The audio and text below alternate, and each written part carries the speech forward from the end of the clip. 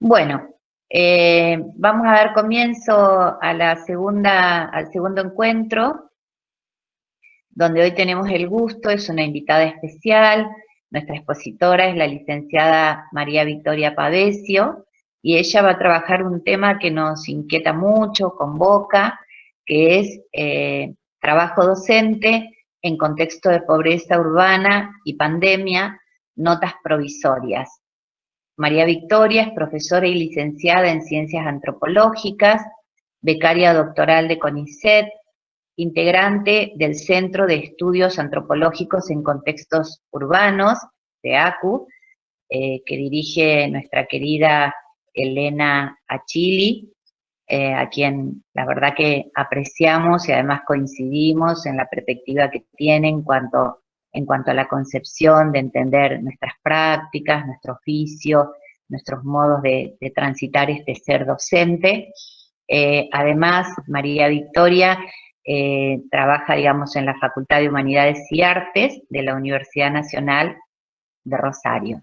Bueno, creo que todos ustedes me conocen, les doy la bienvenida, soy Claudia Ortega, supervisora del Circuito 2 de nivel superior, y vuelvo a reiterar el agradecimiento que ya expresé en el primer encuentro a los institutos que estamos trabajando en red para organizar esta propuesta, y a las escuelas asociadas que se han sumado para, como decíamos en el primer encuentro, para compartir dos propósitos, que uno es establecer justamente esto de una red colaborativa entre los institutos formadores de formadores y las escuelas asociadas para poder pensar o repensar, volver a mirar lo mirado, volver a pensar lo pensado en estos tiempos tan inéditos y complejos que nos toca transitar, y por otro lado, crear un espacio, un tiempo de pensamiento, de producción de pensamiento y de escucha, de diálogo o conversación verdadera, donde podamos narrar nuestras experiencias, lo que estamos viviendo, compartirlo con otros y fundamentalmente aprender con otros. Y a partir de este aprendizaje, que es individual, subjetivo, sí realizar producción de conocimiento, producción colectiva y colaborativa de conocimiento, porque hoy sabemos que el conocimiento circula, que es público de alguna manera, pero también que estamos convencidos que el conocimiento se produce en nuestras prácticas, a partir de la posibilidad de pensar estas prácticas, reflexionar sobre ellas y escribirlas. Ese es el sentido de la construcción de esta agenda. Bueno, le doy la bienvenida a María Victoria y la escuchamos. Vamos a hacer unos 40, 45 minutos de exposición de María Victoria, y luego se abre otro tiempo similar para la conversación y el intercambio, que ahí ya podemos abrir los micrófonos y pidiendo la participación de todos y todas. Bienvenidos. Bueno, ¿se escucha? ¿Me escuchan? Sí. Perfecto. Bueno, María Victoria, te escuchamos. Bien. Bueno, primeramente, agradecerte a vos, Claudia, agradecerles haberme invitado a participar de este encuentro, de este espacio, este ciclo de diálogos. Celebro estos encuentros, estos espacios, aún en estos contextos de distanciamiento, donde no podemos estar juntos, pero también me parece que se hace evidente aún en este tiempo de excepcionalidad que es importante, como vos decías, la construcción colectiva, seguir apostando por estos espacios, estos encuentros entre institutos formadores y escuelas asociadas. Me parece que va por ahí, digamos, por el trabajo colectivo, por tejer redes, como podamos, que esto nos potencia como sujetos, ¿no? De ahí que, bueno, retomando un poco Elena Achili, como mencionó Claudia, es mi directora, yo estoy haciendo la tesis doctoral, la voy a nombrar muchas veces, a Elena Achili. Ella habla, bueno, poner tacos altos, así que le voy a robar un poco poner tacos altos al comprometido que están haciendo las y los docentes, los directivos, los estudiantes y las estudiantes, por seguir apostando y sosteniendo estas instancias de formación, aún en estos contextos.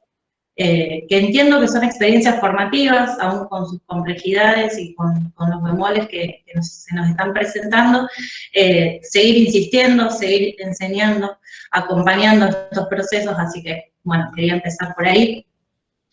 Bueno, como dijo Claudia también, yo contarles un poco, yo soy antropóloga, y bueno, es desde ahí desde donde yo me acerco para abordar los procesos escolares, los procesos socioeducativos. Pertenezco a un centro de estudios antropológicos en Rosario, que bueno, es dentro de la Facultad de Humanidades y Artes, está radicado, que estudiamos los procesos socioeducativos, las tramas escolares cotidianas, eso es algo también que voy a repetir bastante, esta noción de cotidianidad.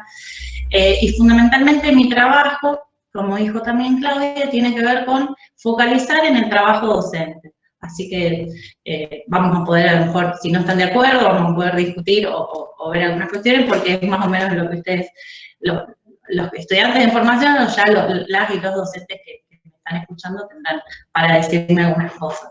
Así que bueno, en realidad el foco de mi trabajo de investigación entonces es el trabajo docente que se despliega en contextos atravesados por la desigualdad social, la pobreza urbana, fundamentalmente abordo a esas escuelas, a esos docentes en esos contextos. Empezar un poco, bueno, explicando el título de esta presentación. Ya un poco dije, bueno, el trabajo docente en contextos de pobreza urbana y también abordar esta situación de pandemia. Pero bueno, le puse notas provisorias, ¿no? Y me gustaba como lo que pueda llegar a decir hoy como con ciertos reparos, no atajándome al contrario, sino invitarles a poner bajo sospecha lo que yo pueda llegar a decir, que lo podamos seguir repensando, porque también hablar cuando el proceso mismo está sucediendo, en este caso la pandemia y las experiencias que se están desplegando actualmente, de algún modo como, bueno, problematizar lo que estamos diciendo porque hay algo de lo coyuntural que a veces si estamos muy pegados a lo que está sucediendo, dejamos de ver otras cuestiones, entonces, bueno, por lo que yo les vengo a decir, sin reparo, poder ponerlo bajo sospecha, y los invito a eso, a no esencializar ni a cristalizar lo que tengo para decirles, ¿no? Cuando pensaba un poco, cuando Claudia me convocó, cuando me convocó a este ciclo de encuentros, bueno, yo pensaba qué podía aportarles, qué les podía decir. También estamos asistiendo, a lo mejor, particularmente yo, hay muchas ofertas, muchos conversatorios, muchos encuentros virtuales, he escuchado muchas cosas, y bueno, me preguntaba qué les podía aportar. Y cuando preparaba lo que lo que tenía para decirles, digo, bueno, lo más sensato quizás es compartirles mi experiencia que tiene que ver con el campo de formación, que es desde el campo socioantropológico. Yo ya vengo abordando los procesos escolares desde antes de la pandemia, pero bueno, también me parece que es muy necesario registrar y documentar qué procesos se están desplegando ahora en esta coyuntura, que mismo ha reconfigurado mi trabajo y mi proceso de investigación, porque hay algo que después voy a ampliar. Si estoy hablando muy rápido, alguien que levante la mano que me diga, porque hablo muy rápido. Y bueno, decía que entonces el trabajo de investigación mío también se ve de alguna manera trastocado, transformado, porque de alguna manera yo voy a las escuelas, entrevisto a las y los docentes, y bueno, en este contexto en donde uno se tiene que quedar en la casa, bueno, mis contactos son de otra manera con los y las docentes, así que bueno, se están reconfigurando como los diferentes planos en todos los sentidos. Como para empezar entonces, a ver, cuando pensaba qué les podía decir, digo, bueno, empezar un poco describiendo desde dónde yo me posiciono para abordar los procesos escolares, estas tramas cotidianas de la escolaridad. Y bueno, decirles que desde el enfoque socioantropológico, que intento que sea relacional, dialéctico, etnográfico. Esto no es, no es algo que me estoy inventando yo, sino que se inscribe dentro de una corriente antropológica latinoamericana, una antropología crítica. Decimos, cuando hablo a veces en plural, tiene que ver con que me inscribo dentro de un equipo, como ya dije, que dije Elena Chig. Bueno, hacemos investigación etnográfica. ¿Qué es hacer investigación etnográfica? fundamentalmente tiene como objetivo este enfoque, comprender y repensar los múltiples aspectos que atraviesan el proceso educativo, ¿sí? Nosotros intentamos descubrir las dinámicas locales, las dinámicas propias, aquello que sucede cotidianamente en las escuelas, las prácticas y los saberes que llevan a cabo los y las docentes, los niños y las niñas, los jóvenes, porque todas esas cuestiones permean a las escuelas, muy a pesar de que a veces las políticas educativas pretenden cierta uniformidad o cierta homogeneidad, hay una singularidad en cada escuela, y nosotros lo que intentamos es acercarnos a esas tramas locales, ¿no?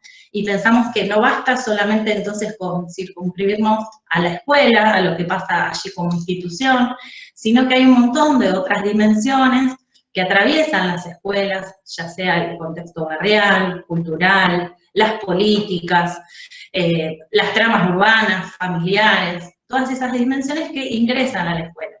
Por ahí es fácil decirlo, pero es un horizonte, no digo que siempre podemos lograrlo, pero sí intentamos complejizar los procesos escolares, ¿sí? Como otro de los horizontes que entendemos que quienes hacemos investigación etnográfica es, bueno, registrar todo lo que pasa en las escuelas. Sabemos que técnicamente es imposible registrar todo, vamos con nuestro grabador, con nuestro registro de notas, y tratamos de registrar no solamente lo recurrente, no solamente lo que pasa todos los días, sino también aquellos elementos disruptivos, conflictivos, heterogéneos, que permean los cotidianos y que entendemos que es necesario considerar. Repito, es un horizonte, es una tarea enorme. Nosotros decimos, bueno, las antropólogas, los antropólogos, cuando vamos al campo, en este caso, cuando vamos a las escuelas, no nos quedamos con las primeras reflexiones, con las primeras respuestas o con las primeras impresiones, sino que es un trabajo que implica una larga permanencia en las escuelas, no es que con ir 2 o 3 veces ya podemos dar cuenta de lo que sucede allí, sino que es estar ahí, a veces no saben para qué estamos, los niños y las niñas me preguntan, ¿sos seño? ¿Qué haces acá? A veces generamos incomodidades. Pero bueno, con el tiempo y con esta permanencia en las escuelas, cuando nosotros explicitamos por qué estamos ahí, qué es lo que vamos a hacer, no estamos controlando ni vigilando, solo vamos a documentar lo que allí sucede, se van tejiendo relaciones de confianza para poder ingresar a esos procesos que se ocurren en las escuelas. Tratamos también de no ir a encontrar en la escuela aquello que ya pretendíamos o que suponíamos que pasaba en las escuelas. Eso también es interesante, me parecía interesante traérselos a ustedes porque desde la investigación socioantropológica, de la cual me posiciono, si bien entiendo que no es que voy a la escuela y me saco mi chip y todas mis prenociones y voy al campo teóricamente, todo lo contrario, hay un trabajo previo de explicitar cuáles son mis supuestos sobre la escuela, sobre los docentes, sobre el barrio, hacer un trabajo de explicitación de aquellos supuestos para que no me perturben tanto a la hora de ir a las escuelas. Es decir, si yo voy a ir a las escuelas a confirmar aquello que ya pensaba, para eso me voy a la escuela, digamos. Se trata un poco de dejarnos que el campo nos sorprenda, que nos interpele. Es un trabajo que, como digo, es de una reflexividad constante, de una dialéctica, decimos, entre el trabajo de campo de ir a las escuelas y el trabajo conceptual, es decir, pensar qué categorías me permiten iluminar aquello que estoy observando, que me permiten, porque pienso esto de que, bueno, la realidad no es tan sencilla de ver, es opaca, es oscura, poder encontrar nexos, poder encontrar indicios, ¿sí? Que me permitan, la idea es complejizar los procesos escolares, ¿sí? Poder aproximarme a aquellas cuestiones que suceden, en vez de suponer lo que pasa en las escuelas o debería ocurrir, sino, bueno, poder documentar qué es lo que sucede, corriéndome desde ciertos deber ser, ¿no? Y la idea justamente de todo este trabajo es poder producir conocimiento sobre lo que sucede en las escuelas, con el trabajo docente, con los procesos de aprendizaje de los niños, las familias, porque entiendo que hay interrelaciones, para poder comprender de alguna manera y más compleja los procesos estudiados. No simplificar, sino siempre ir profundizando y generar conexiones profundas. Una antropóloga que, bueno, en el enfoque en el que yo me ubico es muy reconocida, es Elsie Rodwell, es mexicana. También estuvo hablando en unas jornadas de formación que dio formación que fue acá en Argentina, bueno, que estuvo vía Zoom. Me parecía interesante traerlo también. Ella dice, es complicado hablar de la escuela, ¿sí? Como si fuese una escuela. Las escuelas son un montón, es más correcto, hablar de las escuelas en plural, ¿sí? Porque pensar que cada escuela tiene su historicidad, su contexto urbano, las familias, los docentes y directivos que habitan cada una de esas escuelas, le da ciertas singularidades, ¿no? Entonces, de ahí pensar a las escuelas me parece que es un cambio de sentido que también está bueno, como para seguir complejizando. Y Elena Chili también, retomo algo que ella dice, en las escuelas se van dialectizando distintas escuelas dentro de una misma escuela. ¿Qué quiere decir esto? ¿O qué entiendo yo? Que en un mismo espacio, en un mismo tiempo-espacio, en la escuela se encuentran, por un lado, los docentes desplegando sus prácticas magisteriales, ¿no? También los niños y las niñas con sus procesos de aprendizaje, la escuela como espacio de juego, como espacio de encuentro, como espacio de demandas familiares, como espacio de concreción de políticas públicas y políticas educativas. Es decir, como la escuela, ¿no? Vamos abriendo dimensiones que la van interpenetrando. Y de ahí, bueno, que pensando entonces de qué escuela estamos hablando, de dónde, porque no es lo mismo una escuela urbana que una escuela rural, que una escuela multigrado.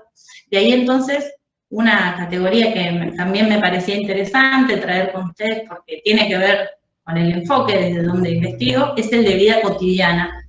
Esa categoría que retomamos de Heller, ¿qué es investigar a nivel de lo que sucede en la vida cotidiana? Bueno, significa poder captar todas aquellas prácticas, interacciones, relaciones que se van construyendo y no es que son las que son más recurrentes o las que pasan todos los días, no es eso lo cotidiano, sino es eso y mucho más, es aquello que sucede de manera que no es tan común, de manera conflictiva, poder registrar todas esas prácticas que en la cotidianidad, en la inmediatez, van construyéndose, ¿no? Y de ahí, entonces, retomo también a Elsie Rodwell cuando dice, bueno, la idea del enfoque etnográfico es documentar lo no documentado, hacer visible lo obvio, que decirlo suena sencillo, pero bueno, es una ardua tarea. Concretamente, yo desde el 2016 vengo trabajando con maestros y maestras del nivel primario y fundamentalmente que están trabajando en escuelas, como dije, que están en contextos de vulnerabilidad social, ¿no? Me interesaba un poco presentarles, bueno, no solo es ir a las escuelas y registrar y entrevistar a los maestros, sino que me interesaba también presentarles una estrategia que venimos desplegando con los y las maestras desde el 2016 que se llama Taller de Educadores. No sé si alguna vez alguien ha participado de esa estrategia.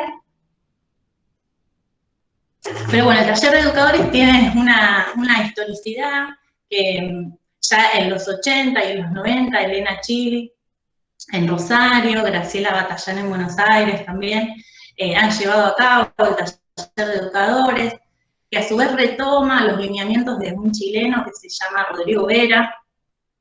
En su momento se implementaron muchos talleres de educadores, hubo como distintas líneas de implementación, pero hay algunos elementos que permiten como, bueno, definir qué es un taller de educadores y sobre esa base nosotros lo estuvimos haciendo desde el 2016 con las y los maestros.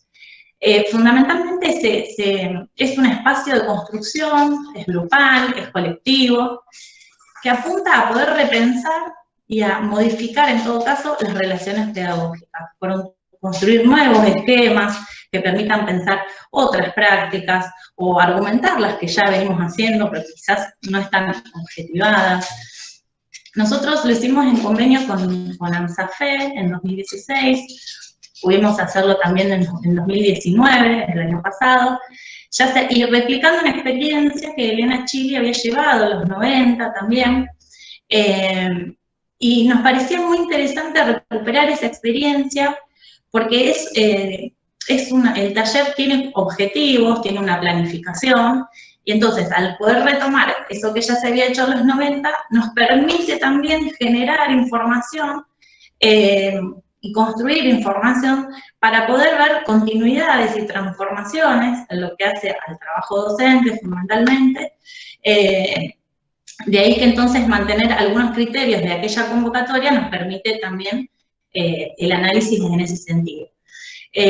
Como dije, bueno, el taller de educadores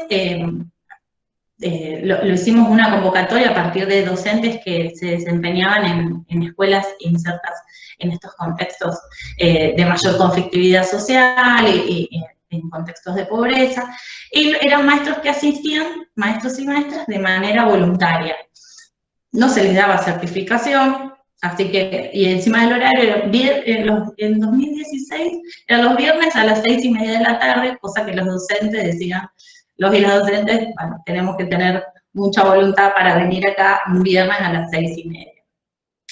Entonces, lo que les decía, el taller de educadores es un espacio colectivo, se intenta construir relaciones de confianza, un espacio amable donde justamente se sientan cómodos para intervenir y para ofrecer su corazón, diría Elena Chili, que combina dos estrategias el taller de educadores. Por un lado es una modalidad de investigación y por el otro lado es una modalidad de formación de docentes en actividad, que apunta a objetivar las propias prácticas que los docentes están realizando y además a proponer propuestas pedagógicas.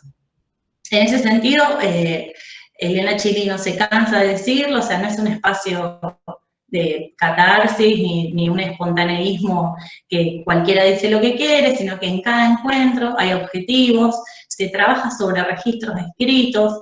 Esto también es interesante sobre las propias producciones de los y las docentes.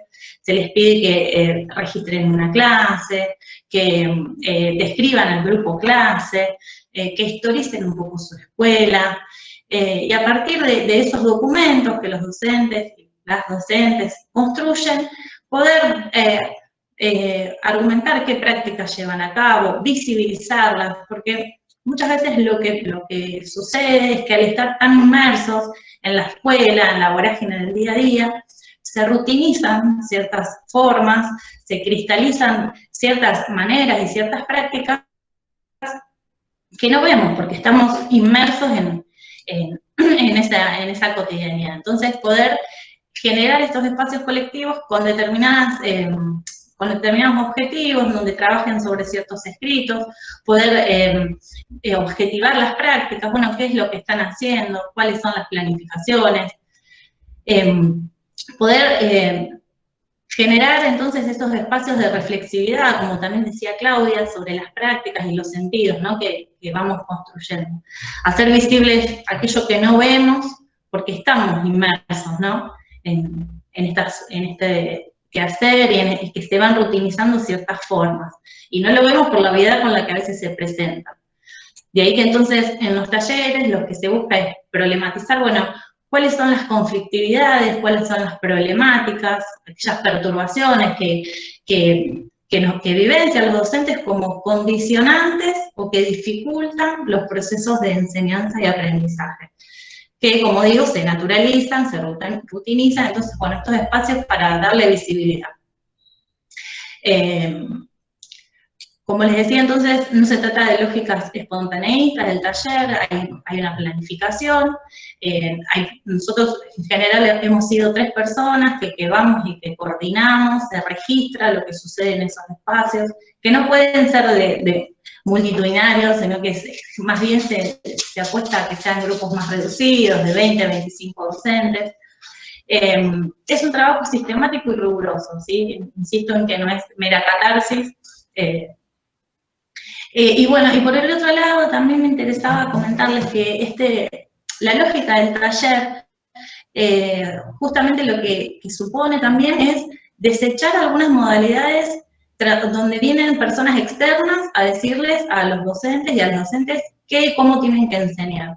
¿Sí? De alguna manera son los propios docentes los que tienen protagonismo en estos procesos y repiensan sus prácticas, escriben, construyen conocimiento, argumentan o vuelven a llenar de significado esas prácticas. Y vuelvo a decir la importancia, y lo han dicho también las y los docentes, que a veces no tienen tiempo para escribir o escriben otro tipo de escritura, digamos, que tiene que ver más con el llenado de planillas o lo burocrático, y que, bueno, destacando el espacio que se genera allí como para poder generar conocimiento, que no solo es en los diversos encuentros que les proponemos a los docentes que escriban, sino que en el 2016, con los participantes y las participantes del 2016, los animamos a que escribieran las propuestas pedagógicas, que fueron de lo más diversas, y pudimos hacer una publicación de una revista, que lo terminamos de hacer el año pasado, donde los y las docentes escribían desde sus experiencias formativas, desde sus escuelas, desde las particularidades de cada una. Y esta publicación me parecía que adquiría un doble sentido. Genera conocimiento por un lado, un conocimiento particularizado, un conocimiento situado, ¿no? Y por el otro lado adquiría un sentido político, en esto de que son los y las docentes quienes escriben y adquieren protagonismo en los procesos escolares. Así que bueno, eso por un lado el taller de educadores que estuvimos haciendo, y bueno, hacia dónde apunta, desde qué lógicas, ¿no?, el taller de educadores. Después había algo más que quería compartir con ustedes, que quizás les parezca interesante. Bueno, me parecía que a mí son dos categorías que me sirven para mi investigación. Elena Chili, cuando habla del trabajo docente, hace una distinción, ¿no?, entre trabajo docente y práctica pedagógica.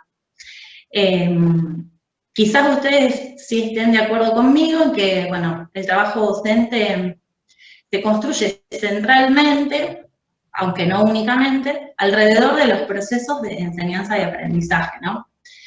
Podríamos plantearlo como una tríada relacional entre docente, niños, niñas y conocimientos. Sin embargo, en la práctica, los y las docentes realizan una multiplicidad de prácticas y tareas que no tienen que ver únicamente con el conocimiento, ¿no? De ahí entonces que Elena Chili va a plantear, bueno, la práctica pedagógica como aquel trabajo que sí está centrado en los conocimientos, quizás podríamos pensar el trabajo dentro del aula, con los niños, el docente alrededor de los conocimientos.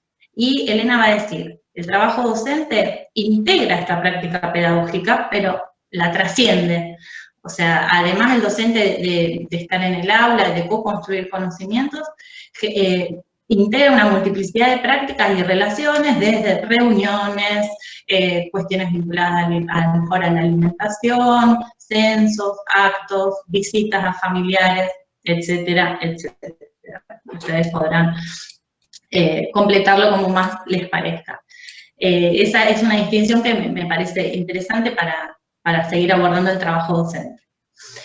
Bueno, hechas algunas de estas aclaraciones más teóricas y metodológicas, a continuación, bueno, yo lo que pensé es, bueno, compartir con ustedes aquello que vengo documentando y que vengo relevando desde que se interrumpieron las clases presenciales.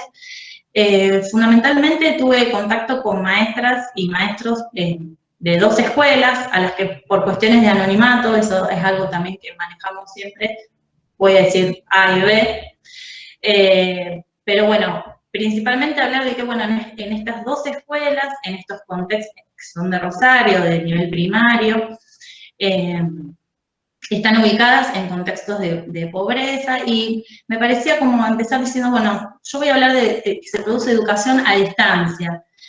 en el sentido de que la virtualización en estos contextos, por cuestiones de conectividad y por cuestiones de tecnología, está profundamente limitado y no es eso lo que sucede.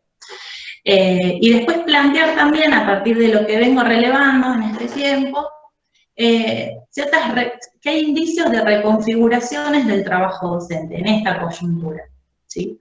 Para seguir pensando, digo, notas provisorias.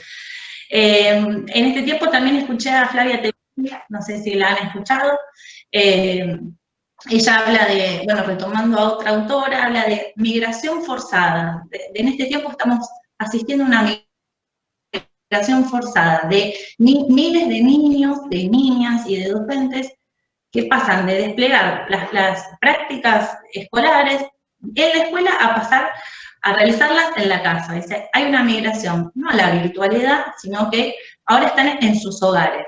Dice, bueno, ¿qué es lo que tenemos entonces? Tenemos educación en el hogar que se pretende que sea comandada por la escuela, en este caso por los docentes.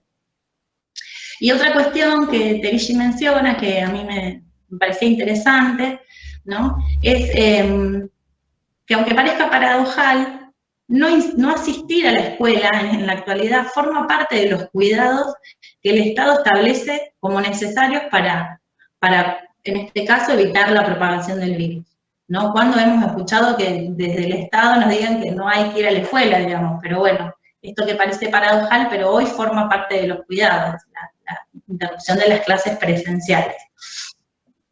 Y bueno, desde que se han interrumpido las clases, entonces, que esto fue a pocos días de iniciado el año lectivo, vimos que se construyeron un montón de alternativas sobre el propio devenir, se han reactualizado viejos debates, como por ejemplo que la escuela está en crisis, o que la virtualización de la enseñanza llegó para quedarse, ¿no? Discursos que hay que tener cuidado también. Desde el Ministerio, bueno, de Educación se han propuesto diversas estrategias, desde canales de televisión o de radio, o la distribución de cuadernillos, con el objetivo de poder llegar a todos los niños y las niñas. Y también simultáneamente docentes y directivos lo han combinado con otras estrategias, con Classroom, Zoom, WhatsApp, entre los más recurrentes. Ahora, yo me preguntaba, bueno, pero ¿qué particularidades adquieren esta suspensión de las clases, esta educación remota o a distancia, en los contextos en los que yo estoy investigando? ¿Qué está sucediendo? ¿Qué procesos se están dando y qué no? ¿Cómo se está reconfigurando? Si se está reconfigurando el trabajo docente, ¿no? Así que bueno, de manera que no me quiero ir por las ramas, organicé lo que voy a decir a continuación en 4 puntos. El primer punto tiene que ver con una pregunta que yo me hacía y que me resonaba, y es si es posible hacer escuela en casa, ¿no? A modo de pregunta. ¿Cuáles son los límites? ¿Cuáles son las potencialidades? Como segundo punto, también trataba de pensar, bueno, la pandemia, los efectos, y cuáles son las particularidades que adquiere la educación a distancia en estos contextos, en estas escuelas que yo trato de acercarme, que trato de generar conocimiento.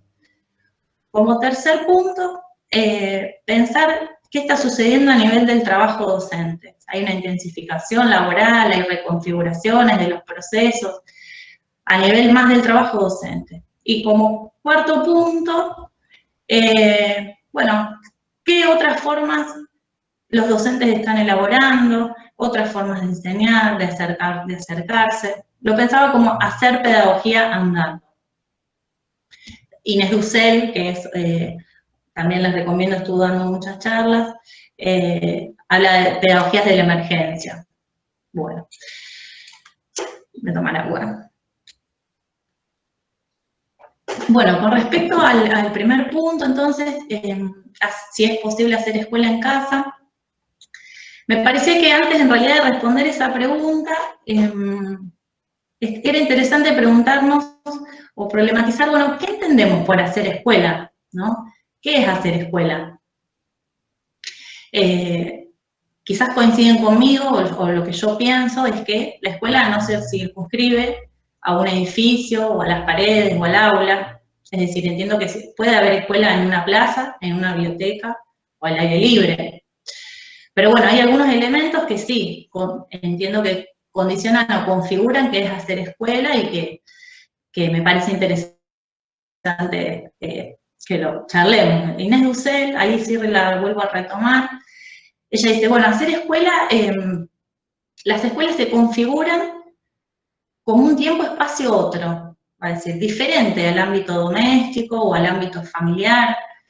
No necesariamente tiene que haber un edificio, pero sí implica la configuración, la construcción de un tiempo-espacio otro, donde a lo mejor los niños no son hijos, sino que son estudiantes, alumnos, alumnas. Y hay otros autores, Marjolaine y Simons, que hablan de la posibilidad de suspensión del tiempo ordinario, ¿sí? Del tiempo de la familia, del tiempo del mercado, y que la escuela, de alguna manera, establece otras relaciones, otras jerarquías. Inés Dussel va a hablar de otra dinámica de los cuerpos, ¿no? Y entonces si pensamos en la escuela como un espacio y tiempo otro, diferente al familiar, diferente a lo doméstico, me empieza como a hacer ruido o entra en tensión esta pretensión de hacer de la escuela, de trasladar la escuela al hogar, entendiendo que cada uno tiene sus lógicas y otras, como decía, otras jerarquías y otros tiempos. De todas maneras, la aclaración es que no quiero que suene que la escuela y la familia son dos ámbitos que no tienen relación, sino que sí hay interrelaciones, la escuela dentro de la familia y la familia entra a la escuela, pero sí que hay ciertos elementos, como por ejemplo, donde hay, digamos, ¿qué es hacer escuela? Vuelvo a lo mismo. Es la construcción de un tiempo y un espacio otro, en donde hay un encuentro intergeneracional, un encuentro entre pares, caracterizado porque también hay un trabajo en torno al conocimiento, ¿sí? Hay una propuesta pedagógica, una consigna, ¿sí? Que apunta a la co-construcción. En ese sentido entiendo que hacer escuela en casa, entonces, retomando un poco lo que dice Inés Dussel, hay una superposición de espacios, ¿no?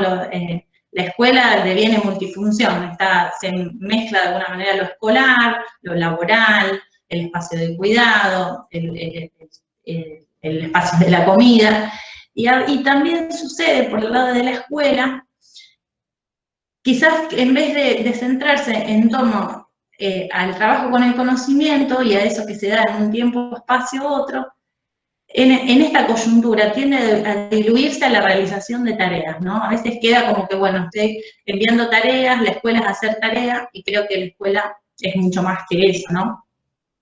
A este proceso Inés Dussel lo llama domestización del espacio escolar. ¿Sí? La escuela como un espacio que un poco se diluye, se desdibuja, y ahora entiendo yo hay una superposición de espacios. Pero bueno, como mi interés se centra en lo que ocurre a escala de lo cotidiano, como un poco les decía antes, en esa inmediatez, en esos procesos más locales, a la pregunta sobre si es posible hacer escuela en casa, yo me pregunto cuál escuela, a dónde, con quiénes. Entonces ahí paso al segundo punto, que es la pandemia y sus efectos, qué particularidades adquiere esta coyuntura en estos contextos. Creo que es evidente, pero sí decir que la pandemia vino a dar mayor visibilidad, sino a profundizar las desigualdades que ya existían, ¿no? Un poco para contextualizar, les dije que iba a focalizar en dos escuelas, que voy a llamar A y B. Son escuelas en donde, bueno, no están muy lejos igual del centro, pero no tienen garantizados los servicios básicos, no tienen algo fundamental como agua corriente, cloacas. Y bueno, en este contexto donde nos están diciendo todo el tiempo que tenemos que lavarnos las manos constantemente, que tenemos que higienizarnos, mantener distancia, cuando muchas veces en las viviendas habitan 10, 12 personas o más, digamos, no solo la cuestión de la vivienda y de los servicios, sino la cuestión del trabajo. Las y los maestros me dicen, bueno, en estos barrios el 90% vive de trabajos informales, de changas, y cómo entra eso en el imperativo de quedarse en casa, ¿no? Cómo entra en tensión esto, si las familias no salen, no tienen el sustento. Bueno, en estas dos escuelas funciona un comedor escolar. Si bien cuando se suspenden las clases presenciales, el Ministerio de Educación, las circulares del Ministerio de Educación establecen los mismos protocolos para todas las escuelas, en cada escuela hubo particularidades. Y de ahí que en estas dos escuelas que les traigo, la cuestión de la alimentación se dio de maneras diferentes. En una de las escuelas tiene una matrícula de 800 niños y niñas. No tiene cocina propia, es decir, que le mandaban los contenedores con la comida. Pero bueno, había que preparar las 800 viandas para que las familias vayan a retirar. Eso se complicaba porque no había tanto personal, docentes y quienes ayudan a preparar las viandas. Y además se generaba una aglomeración de personas, porque imagínense que ir a buscar 800 viandas, no se respetaba el distanciamiento, así que a poco de haber empezado la suspensión de las clases, bueno, se optó por entregar el bolsón de comida. Si bien el ministerio decía que era cada 15 días, esta escuela lo entrega todas las semanas. Diferente fue la situación de la otra escuela, de la escuela B, podríamos decir. Tiene una matrícula de 240 niños, o sea, es menor la cantidad de viandas. Inicialmente, bueno, se había establecido esto del bolsón, pero la comunidad, mediante una carta abierta, salió a reclamar que por favor no cierren el comedor, porque era una situación de mucha fragilidad la de esas familias, así que luego de ese reclamo pudieron entregar las viandas en vez del bolsón, porque el bolsón son 7, 8 artículos, fundamentalmente harina, fideos, latas de arveja y tomate, pero no tiene, me decían las maestras, no tiene verduras, no tiene carne. Entonces, por lo menos con las viandas, había asegurado esa alimentación para los niños. Primero se pudo entregar las viandas 3 veces por semana, después se pudo lograr los 5 días de la semana, pero hace poco me comentó una de las maestras que hubo muchos casos de COVID, así que hubo que cerrar el comedor y se está entregando el bolsón de alimentos. Toda, digamos, esta descripción respecto al funcionamiento del comedor, me parecía interesante por ahí traer la colación, como para pensar primero las particularidades de cada escuela, más allá de las normativas que a veces tienden a organizar, en cada una los procesos van por otros lados, pero además, digamos, permite ver que la escuela no solo garantiza el derecho a la educación, algo tan necesario como la educación, sino también en este caso la alimentación. Y cómo la escuela, a través de la entrega de este bolsón de alimentos, se transformó en el nexo casi esencial y único entre docentes y familias. ¿Sí? Aquellos docentes y aquellas docentes que de manera voluntaria asisten a las escuelas, aquellas que podían, que no tenían niños o niñas a cargo, me comentaban que, bueno, es muy difícil trabajar desde no conocer al niño, a la niña, no tener contacto con las familias. Entonces, bueno, poder ir al barrio, por un lado, conocer la situación tan frágil de las familias, acercarse a las familias, preguntarle cómo están los y las niñas. Pero bueno, de este acercamiento también los maestros me decían, y las maestras, por un lado, me decían, yo no puedo picotearle con la tarea cuando yo veo la desesperación que hay mucha gente porque la situación está complicada, porque no tienen trabajo. Entonces me decían, insistir con las tareas y me genera un poco de contradicción.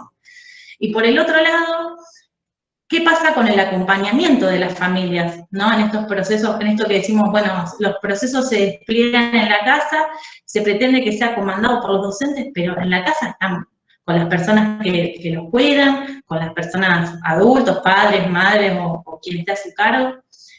Me decían las maestras, muchas veces son familias o padres o algunos, no generalizo, pero muchos no están alfabetizados, no comprenden las consignas, no se animan a decirlo.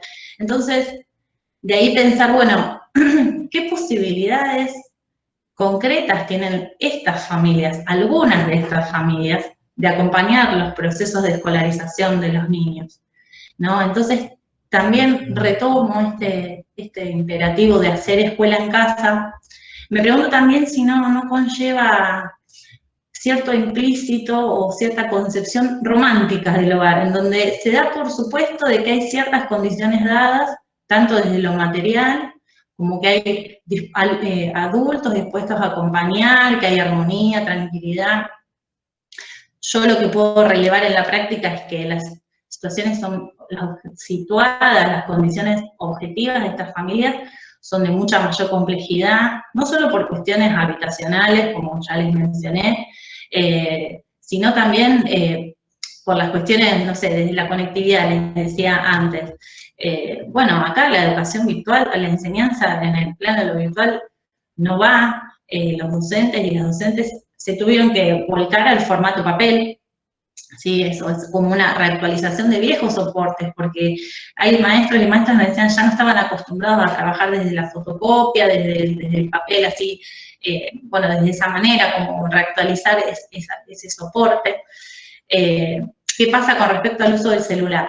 Me decían, bueno, a lo mejor hay un celular por familia, hay varios niños en edad escolar, el celular quizás es a tarjeta o se recarga los fines de semana, entonces las consultas llegan en cualquier momento de la semana, a cualquier hora, o celulares que no tienen capacidad para descargar algún video o algún audio, ¿no? Y después, con respecto, ya lo vuelvo a traer porque me parece que he notado, por lo que me dicen las maestras y los maestros, cierta sobrecarga en las familias, ¿no? En no poder acompañar muchas veces las tareas, los procesos de escolarización de los niños, cuando en ocasiones los padres no han sido escolarizados, ¿no? Y esto me lo decía tanto una maestra de primer grado con respecto al repaso de las vocales, como también una maestra de séptimo grado con la lectura de un libro, le había dado Alicia en el País de las Maravillas y una interpretación, y no había adultos que acompañen esos procesos. Entonces, a partir de esos relatos de los maestros y de estos contextos, como que yo identificaba un doble trabajo que estaban realizando los y las docentes. Por un lado, volver como a reelaborar sus planificaciones iniciales para que sean a través de papel, que sean asincrónicas, ¿sí? Porque se la entregan a las familias. Cuando se entrega el bolsón de alimentos, las familias quizás con suerte lo tienen los niños, lo realizan, pero es un trabajo asincrónico, ¿sí? Me decían, no hay un ida y vuelta. Entonces, bueno, por un lado, cómo los maestros reelaboran sus propuestas, que ya tenían sus planificaciones para esta modalidad, y por el otro lado, me decía una maestra, en esta segunda vuelta del segundo trabajo, de hacerlo lo más sencillo para que no sea una frustración para esa madre o ese padre, y que no sienta que es un enojo, ¿no? Como también planificar en contexto, reelaborar las estrategias, y bueno, como todas esas prácticas que los docentes están realizando y que me llevan a pensar en el tercer punto que les había planteado, de bueno, cómo se está reconfigurando, transformando el trabajo docente. Que la pandemia haya irrumpido cuando las clases apenas habían empezado, significa que para muchos docentes, digamos, no conocen a sus alumnos. Y la suerte de que hayan tenido el mismo grupo del año anterior, me decía una maestra, ya al haber perdido el contacto con los niños, porque en todo caso lo tienen con las familias que van a buscar el bolsón, se dificulta mucho el proceso de enseñanza. Es asincrónico, no conocer a los niños, no conocer las trayectorias escolares.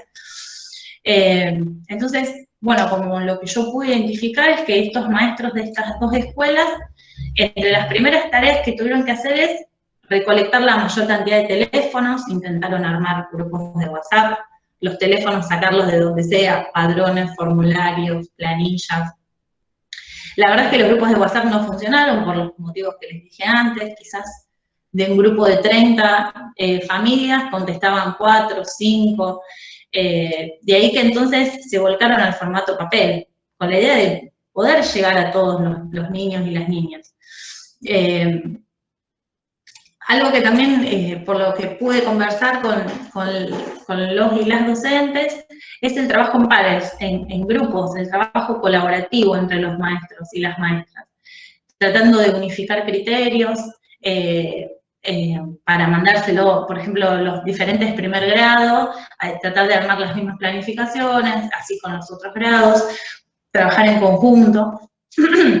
Una maestra me decía, bueno, la dirección se transformó en una suerte de copy express, porque los maestros y las maestras mandan a la dirección, y la dirección se encarga de imprimirlos, y ahí se entrega los días del bolsón de alimentos. Con respecto a las condiciones laborales de los docentes, lo que yo pude relevar es un gran cansancio, o sea, si bien entre los docentes que yo entrevisté por teléfono también, tienen computadora, suelen tener internet, digamos, esos dispositivos tecnológicos están asegurados, hay una sobrecarga laboral que tiene que ver con esto de que me dicen no hay horarios, no tienen días fijos, les contestan los fines de semana, es corregir, volver a mandar, estar pendientes de cómo están los niños. Entiendo que, bueno, se van configurando nuevos escenarios que tienen que ver con esta educación a la distancia, que es asincrónica, y bueno, de que se va haciendo sobre la marcha, con lo que sabían, con lo que tenían a mano. Hay un gran cansancio por estar frente a las pantallas y en ese sentido dice un maestro, bueno, son muchas horas más las que estamos trabajando, que estamos contestando, que por ahí escriben los fines de semana, ¿no? Y de ahí, bueno, me parecía que entonces coincidía con esto que yo pensaba y que les decía al comienzo, de que, bueno, el trabajo docente tiene que ver con el trabajo con los conocimientos, con esta práctica pedagógica, centrada en los procesos de enseñanza y aprendizaje, pero también entrama una multiplicidad de otros elementos, ¿no?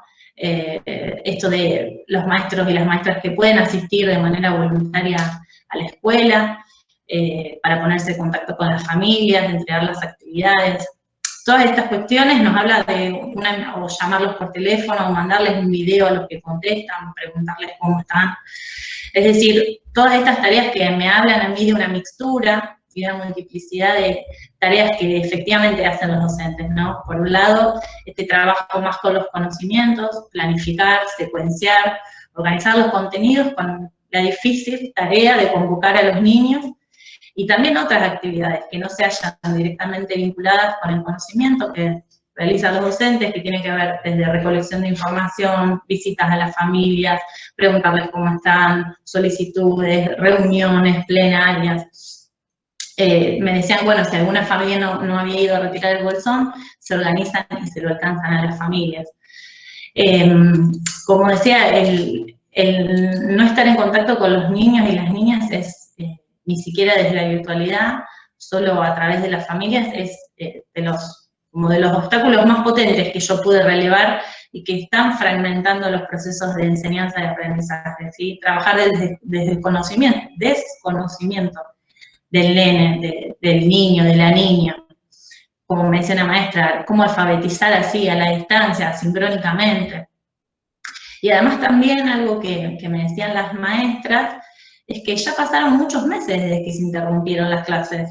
¿Sí? Una cosa fue al principio, quizás me dicen las maestras, había una mayor participación de las familias, ahora ya la participación fue decayendo, ¿sí? No se está llegando a todos, se dan cuenta que hay un rezago, hay niños que no están llegando. Es decir, que se van sumando de alguna manera nuevas dificultades. El no estar en contacto con los niños, o no conocerlos, o un grado de participación que decae. Y mismo el hecho de proponer la misma actividad para todos, que no queda otra, también me decían es una dificultad. Con respecto al trabajo,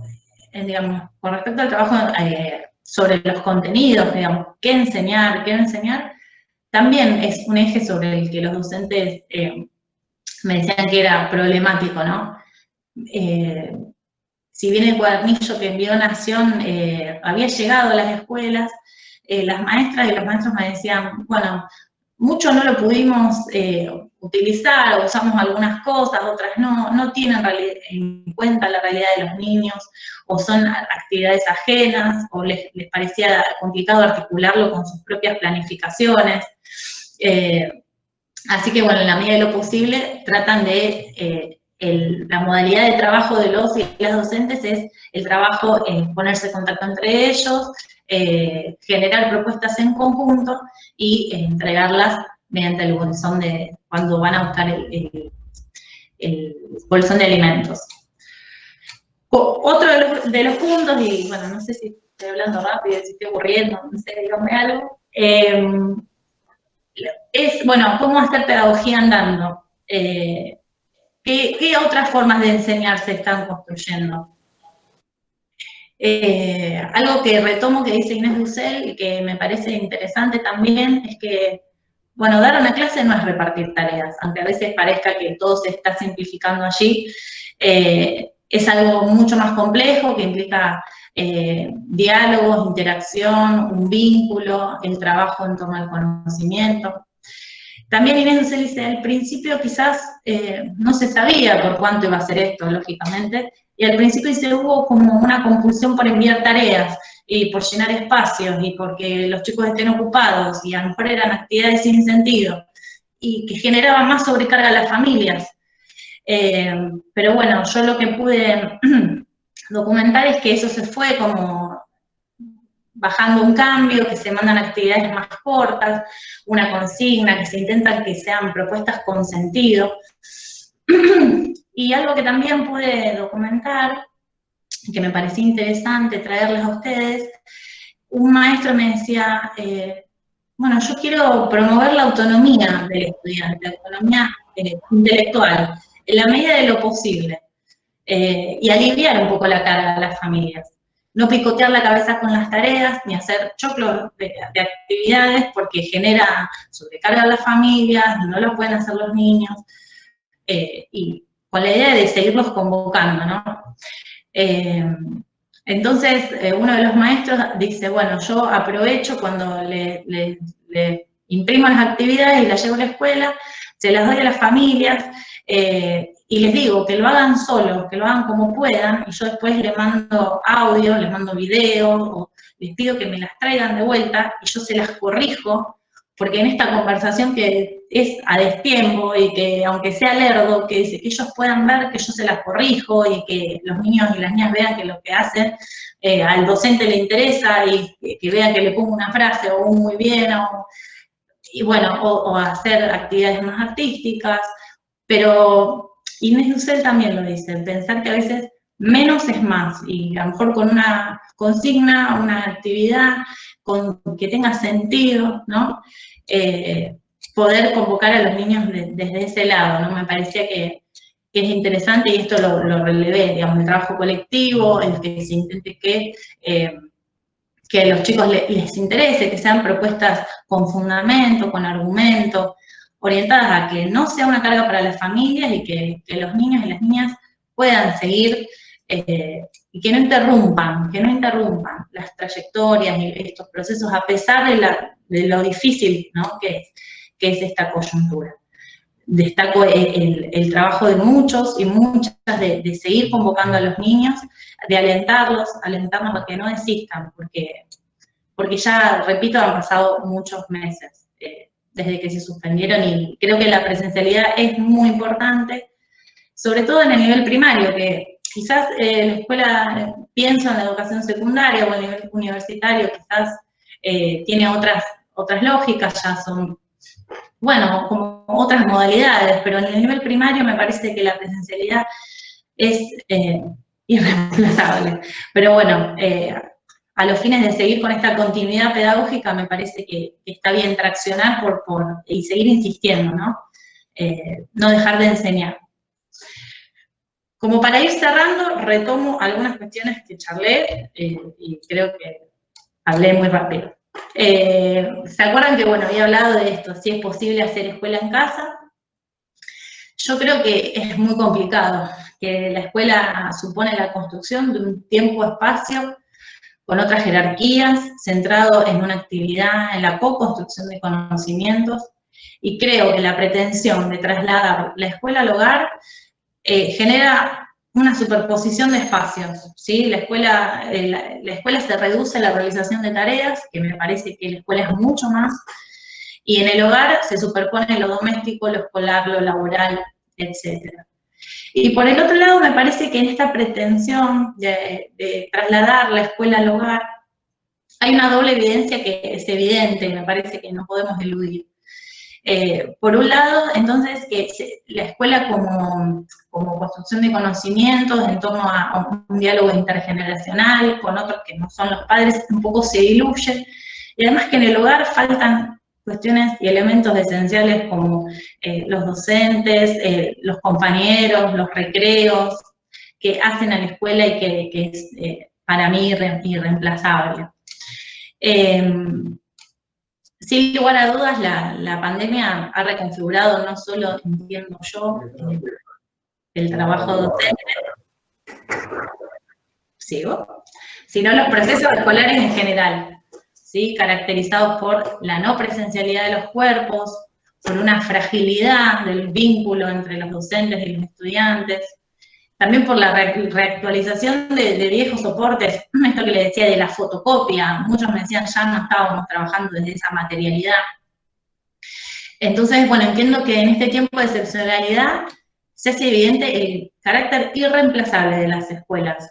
Y no me refiero solo a que en la escuela se construye conocimiento, sino que pasan un montón de otras cosas en las escuelas que tienen que ver con la socialización, con el diálogo, con la interacción, y que hoy están dificultados, ¿no?, por esta situación. Y por el otro lado, me parece que algo que también sería como para pensar, o que por lo menos yo pienso que está sucediendo, es que hay cierta revalorización de los docentes o del trabajo docente por parte de las familias, mismo por los niños y las niñas, extrañan a sus maestros. Pero bueno, nosotros como padres o como madres que acompañamos con más o menos condiciones favorables las trayectorias escolares de nuestros hijos, no somos los docentes, por más que querramos. Creo que se está poniendo más en claro que la docencia es un trabajo especializado, que requiere de conocimientos y de saberes que nosotros como padres podemos acompañar, pero que definitivamente no somos los docentes. Así que bueno, pensando en esto de que a veces se pensaba que los docentes pueden ser reemplazados por algo virtual o que no es necesario el docente, me parece que mismo desde la familia y desde muchos padres y madres lo he escuchado, no, el docente tiene otro vínculo, otros saberes para transmitir que los padres y las madres se nos queman los papeles, digamos. Así que, bueno, nada, invitarlos a que no desistan y que pienso que son experiencias formativas que es necesario registrar, tanto los estudiantes en formación, digamos, de qué manera se abren como un abanico de posibilidades para, bueno, no poder ir a las escuelas a hacer las observaciones o las prácticas, bueno, pero de qué manera, porque creo que procesos de enseñanza y aprendizaje se están desplegando con todos los bemoles, pero bueno, poder repensar y que sea una experiencia de inclusión, no de exclusión, ¿no? Pensar en aquellos que quedan rezagados, que no se pueden conectar, que no estamos contactando, tratar de que no desistan. Eso.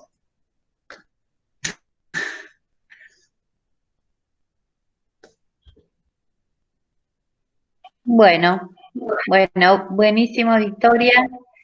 Me parece que es sumamente interesante, fundamentalmente no solo la experiencia que nos venís relatando y que seguramente ahora los maestros y maestras que están compartiendo este encuentro podrán aportar sus experiencias en casi estos 6, 7 meses que estamos transitando, donde coincidimos, pero creo que fundamentalmente la riqueza además que nos aportás hace a la perspectiva, al enfoque de alguna manera epistemológico, a las concepciones que vos claramente y de un modo muy sencillo, digamos, nos invitaste a volver a pensar, ¿no? Esto que yo decía de volver a pensar, que tiene que ver con estos procesos de desnaturalización, como plantean Heller, digamos, de la vida cotidiana, donde a veces justamente al estar viviéndolo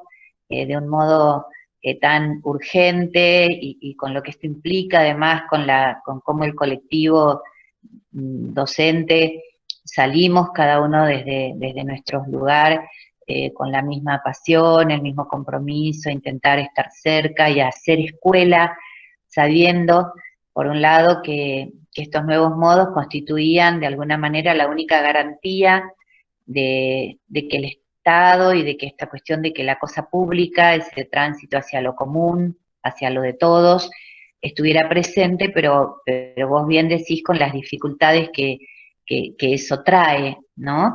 Donde en el primer encuentro yo planteé justamente esto de que hoy estaban presentes en estos modos donde toda la gramática escolar se había trastocado, la gramática escolar tradicional o hegemónica, por decirlo de alguna manera, en esto de los tiempos, los espacios, los agrupamientos, los modos de enseñanza.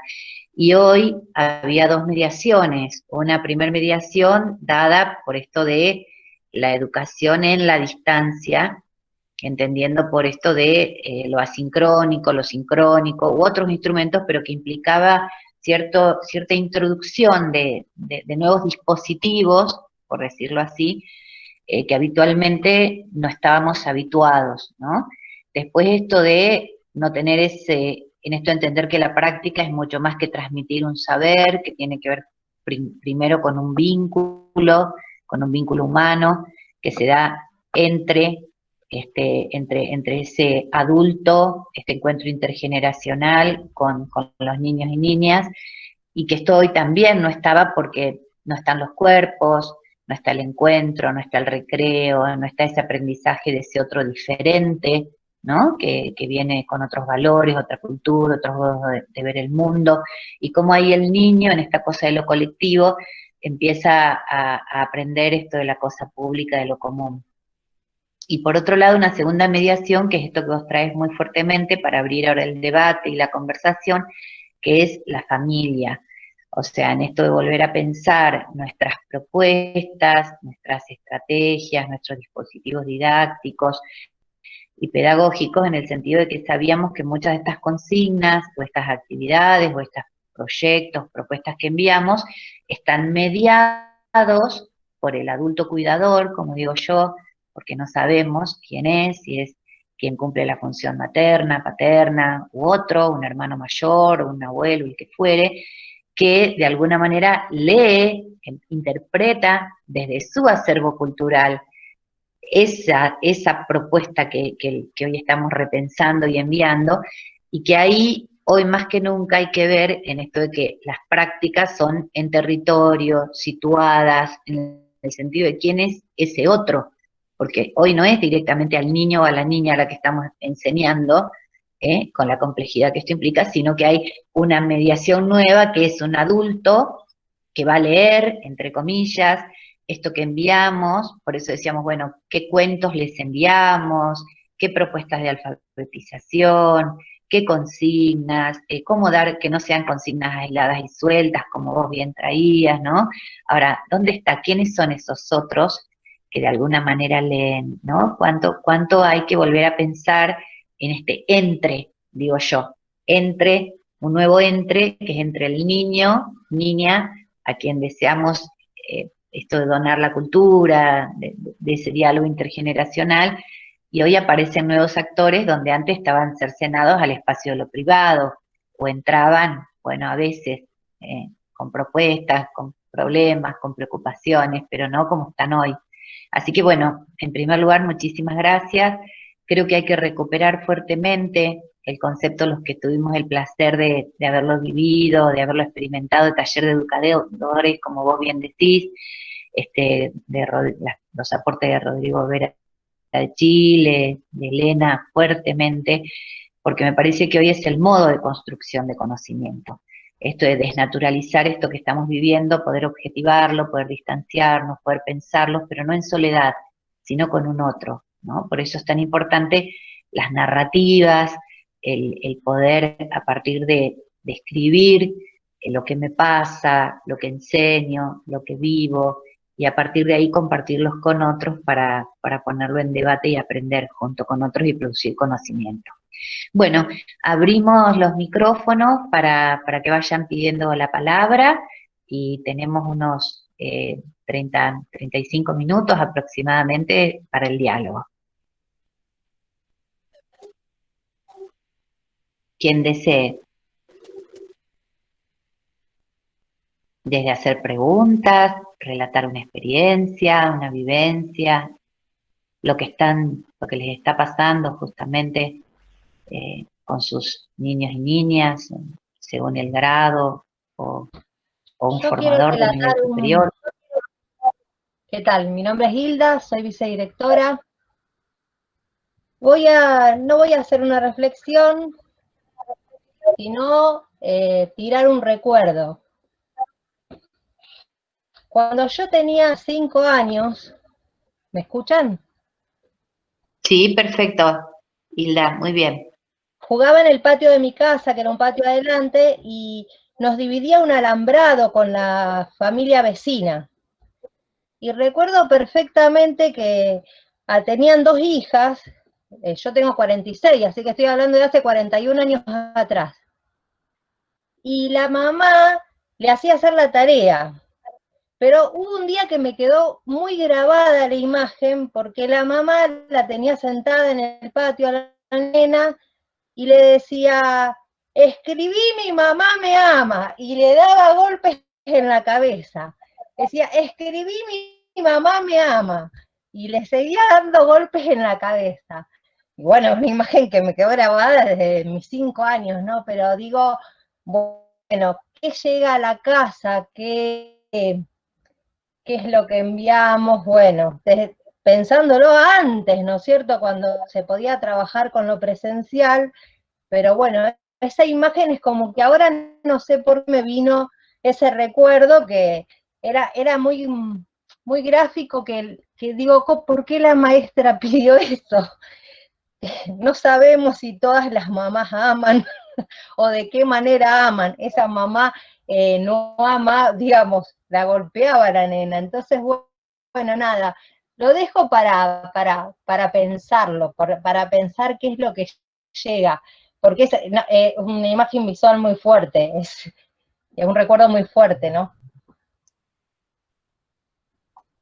Impresionante, sí, sí, sí. Una escena como para repensar en esto de estas mediaciones, ¿no? Y cómo justamente a veces la escuela le ofrece al niño, yo lo comentaba en el encuentro de nivel inicial, el maestro, la maestra, no solo transmite conocimiento, sino que fundamentalmente en este tránsito de lo endogámico a lo exogámico, de lo privado a lo público, produce efectos en la constitución subjetiva, o sea, en el apuntalamiento psíquico del niño, porque no se olviden que estamos hablando de niños y niñas en formación, incluso en la escuela secundaria. Victoria lo traía bien cuando decía, bueno, nuestra práctica excede, o el propio concepto de qué es enseñar, excede a la idea de transmitir conceptualmente el saber o la cultura o cierto recorte que se hace en torno a esto de lo que uno le dona del mundo. Es mucho más que eso, es socialización, es identificación, son valores, es un modo nuevo de ver el mundo. Uno enseña en la escuela a colaborar colaborando, no dando una clase de colaboración teórica. Se enseña a trabajar en equipo, trabajando en equipo, a escuchar al otro cuando dialogan todos juntos y uno le dice levantemos la mano, o subimos un títere, o ponemos o aplaudimos, o una señal, según los modos que cada docente haya construido. El punto es pensar justamente hoy qué efectos y cuánto del orden de esa escuela que teníamos podemos sostener y cuánto hay que modificar en esto de esta situación que estamos viviendo. Creo que ese es el punto para pensar hoy. Digamos, lo que nos pasa en términos de distanciamiento y de decir cuánto de eso que uno añoraba o añora hoy, pero que era esta gramática y estos modos, podemos sostener, y cuánto hoy sabemos que no podemos sostener, pero que en realidad no podemos porque no hay condiciones del orden de, bueno, en primer lugar la salud, luego lo social, luego las desigualdades, bueno, un montón de las condiciones que estamos viviendo hace que no lo podamos sostener. Entonces, ¿qué es lo que hoy se puede sostener de la gramática o de esa escuela que nosotros vivimos hasta hace pocos meses atrás? Esta es una pregunta interesante para abrir, me parece, ¿no? No sé qué pensás, Victoria.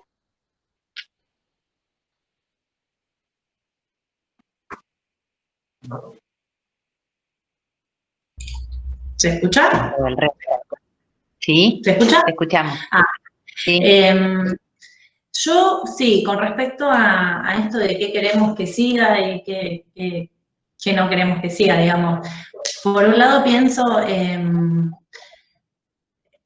a quienes extrañamos la presencialidad, y esto de la virtualidad se nos complica un poco, tampoco romantizar que todo lo que estábamos haciendo estaba bien y que todo lo de la presencialidad estaba perfecto. Sí, me parece, y esto lo dice Elsie Rodwell, y quizás no sé, quizás no todos estén de acuerdo, pero ella dice, Elsie Rodwell, ¿la escuela es presencial o no es escuela? A mí me parece que en la presencialidad hay ciertas cuestiones, y sobre todo volviendo al nivel primario, que el encuentro, el diálogo, la co-construcción, no es lo mismo lo que se puede generar. Sí se generan procesos de enseñanza y aprendizaje a través de la virtualidad o a través de esta direccionalidad de la fotocopia, como yo le decía, a la familia, a los niños, y que vuelve a la familia y al docente.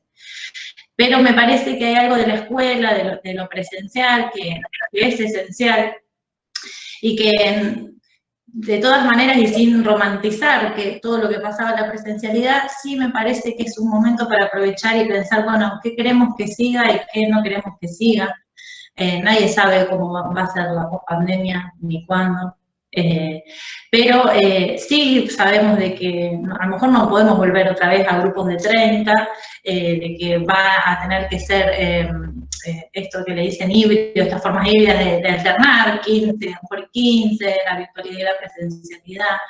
Entonces me parece que es un buen momento para repensar qué estábamos haciendo antes, qué queremos que siga y qué no queremos que siga, pero yo con la convicción de que, y también lo decía Elsie Rodwell en esa charla, que después cualquier cosa la mando, no sé, fue en una jornada de formación, sobre esto de reinventar, se habla mucho de reinventar la escuela, de reinventar la práctica docente, pero ella dice, más que reinventar, hay que reivindicar la escuela. Y insisto, no es romantizar y que todo lo que pasaba estaba bien, pero no sumarnos a ciertas corrientes o a ciertas posturas que planteaban que la escuela estaba en crisis y que es necesario cambiar todo.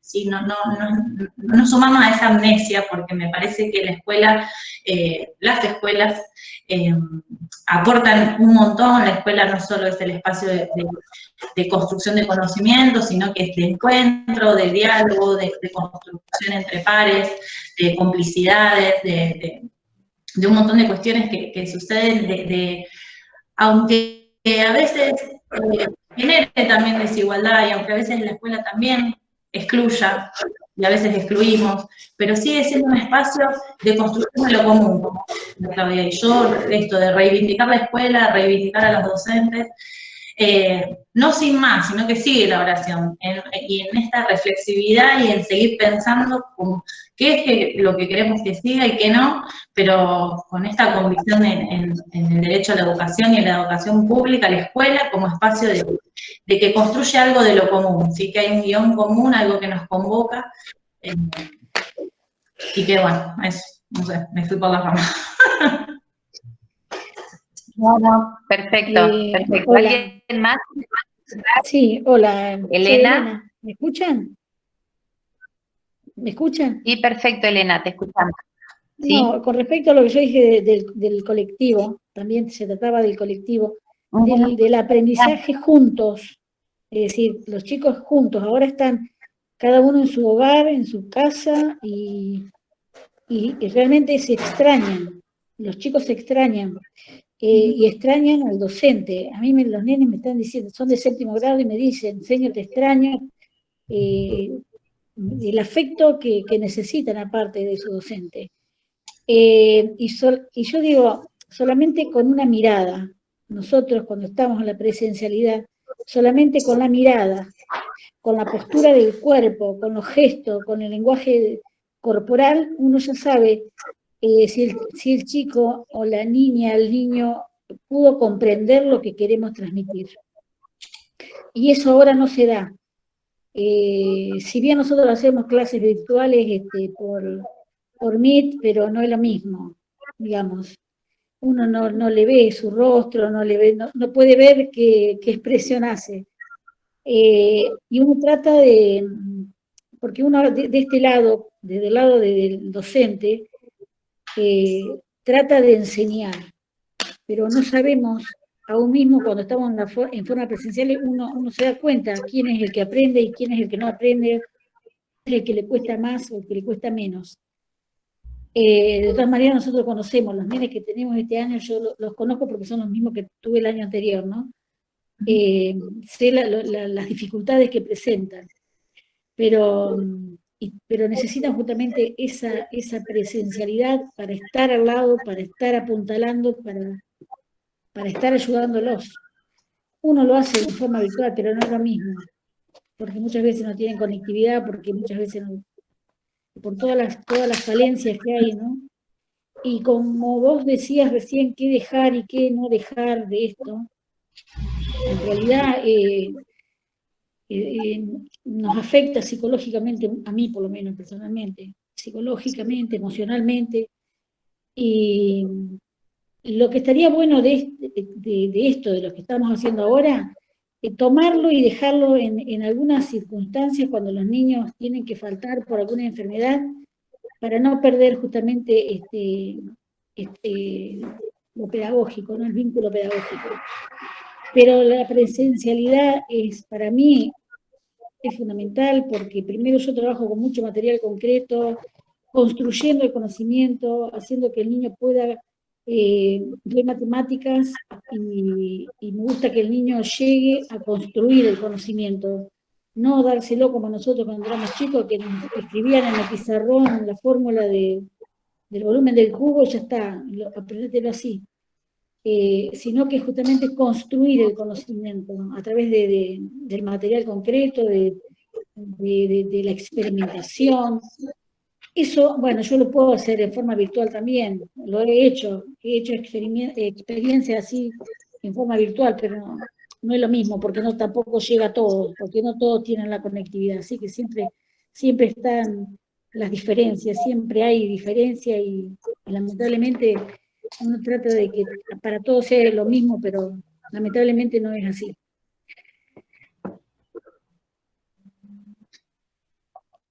Eso es lo que opino.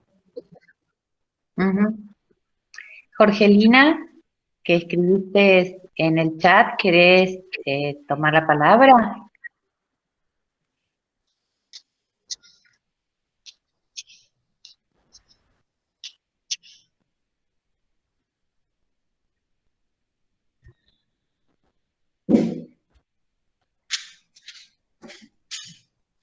¿O algún otro compañero que desee narrar sí, una experiencia? Perdón, Jorgelina está diciendo sí, que no existe la pedagogía. Que no puedo activar el micrófono.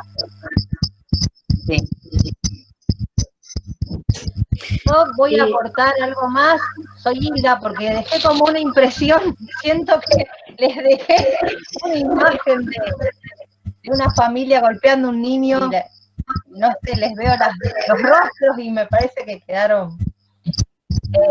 a mí me parece muy productivo de esta época. Comparto lo que dice Elena con respecto a cómo estamos todos, tanto las familias como los docentes, todos estamos con la sensibilidad a flor de piel, diría.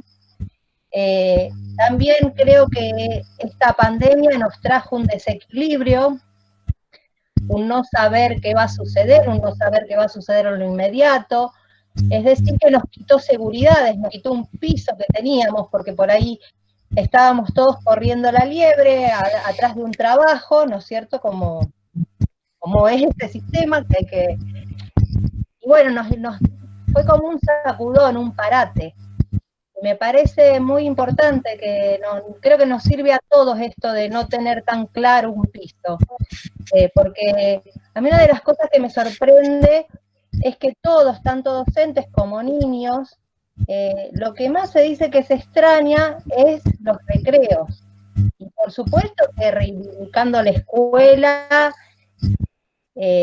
amando la escuela, yo trabajo como vicedirectora en primer ciclo, es lo bellísimo, también extraño a los niños, escucho una voz, me mandan videos y me emociono, ¿no es cierto? Tratamos de construir un trabajo colectivo con las docentes, porque nadie tenía en claro cómo atravesar este momento, ni las estrategias no las teníamos, digamos, no era que, dije, en marzo, no dije, el 26 de marzo no dijimos, claro, vamos a hacer tal cosa. No, fue ir probando, ¿no es cierto?, diferentes recetas. Pero nada, digo que la clase no está dada, por supuesto, eso lo hablamos con los docentes, la clase no está dada. También el tema de la empatía, yo creo que hay una cuestión ideológica de la concepción de mundo y de la concepción de ser humano que uno tiene, y de la concepción de sociedad, y también creo, bueno, de acuerdo a la escuela en la que trabajás, el contexto es muy importante, ¿no es cierto?, ver qué es lo que vos pensás con respecto al contexto en el que trabajás, tratar de llegar a las familias. Ay, me distraje, perdón, porque...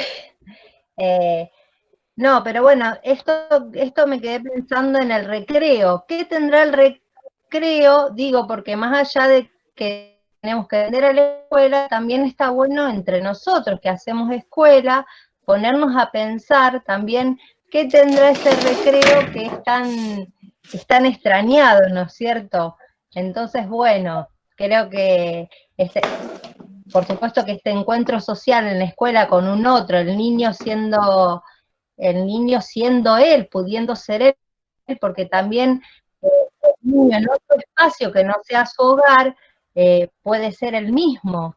Y en un espacio que no sea el aula también, porque en el hogar está la familia y en el aula está el asenio, pero en el recreo está él con sus compañeros. Entonces, bueno, para poder pensar qué sucede en esos espacios, qué pasa con el cuerpo, qué pasa con sus palabras, qué pasa con el poder hablar, el poder jugar con... Digo, hay mucho para pensar si llegáramos a volver a lo presencial, que por ahora parece que no, pero para mí está bueno este sacudón.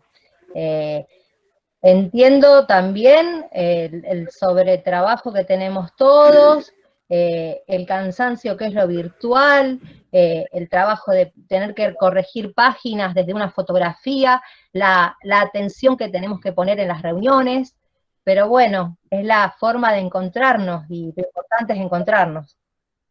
Así que bueno, nada, vamos a tener que seguir pensando mucho. Eso quería decir porque les había dejado, creo que los dejé medio con la imagen de hace 46 años, los dejé medio perturbados, por eso. Digo que, perdón, antes de darle la palabra a otra compañera que le dije que intervenga, yo me pregunto, ¿qué tendrá el recreo? Y además, ¿cuál es nuestra posición, digamos, en torno al recreo? Cuando digo nuestra posición, ¿qué pasa también con nuestros cuerpos, con nuestras intervenciones? ¿Qué tendrá el comedor escolar? También como otro espacio que muchas veces se disocia de los procesos de enseñanza y parece que uno solo enseña en la clase o en las cuatro paredes del grado, ¿sí?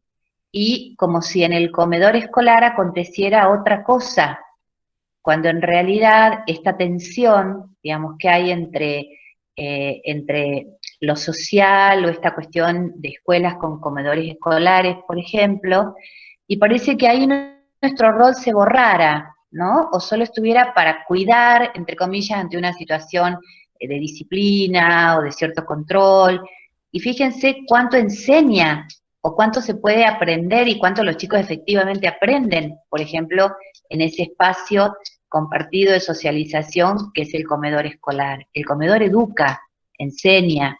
Ahora bien, digo, para ir revisando estos espacios que tal vez hoy no tenemos, Y justamente pensando en esta vuelta y añorándola, ¿cómo podemos revisar estos espacios hoy al valorarlos, justamente tal vez por haberlos perdido, pero no como espacios solo de socialización, sino como espacio de aprendizaje de los niños y cuál sería nuestra intervención didáctica, pedagógica diría, no didáctica, sino pedagógica, en esta tensión que aparece entre el enseñar y el cuidar, cuando en realidad no se puede enseñar sin cuidar, digamos, las dos cosas van de la mano.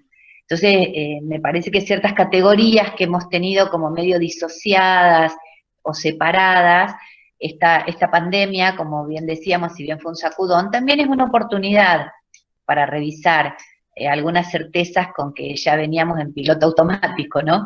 Para volver a mirarlas. Bueno, quería tener la palabra otra compañera, a ver, voy a buscar en el chat el nombre, y si no que ya abra el micrófono para darle la palabra.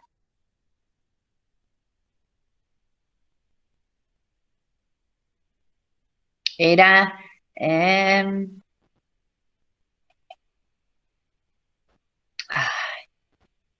le dije en el chat, no sé si se fue.